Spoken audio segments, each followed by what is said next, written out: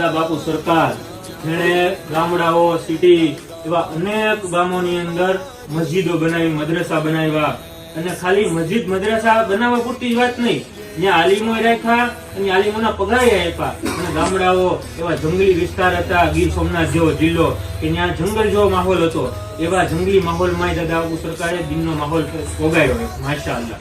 તો એવા ગામડાઓમાં મસ્જિદ બની છે ડબ્બા દ્વારા. તો આજે માશાઅલ્લાહ તમે સરસ મજાનું ગોડાઉન બનાવ્યું છે. તો અમને એમ થયું કે ભાઈ ડબ્બો દેવા તમને આવી. દાદા બાપુ સરકારનું આપણું નેકકામ મિશન છે, અને દાદા બાપુ સરકાર જે આપણા હતા એનું પ્રિયમાં પ્રિય મિશન છે, કારણ કે આ અલ્લાહ માટેનું મિશન છે. આ ડબ્બો છે એનાથી મસ્જિદ બને છે, અલ્લાહ માટે, ઇબાદત માટે મસ્જિદ બને છે, એટલે અલ્લાહનું છે આ. એટલે દાદા બાપુના પ્રિય મિશન હતું. આજે અમે તમને ડબ્બો દેવા આવ્યા છીએ. શું તમારે ડબ્બો લેવો છે? जान गए जान गए जान गए मुर्शिद दादा बापू हमारी जान गए दादा बापू हमारी जान गए दादा बापू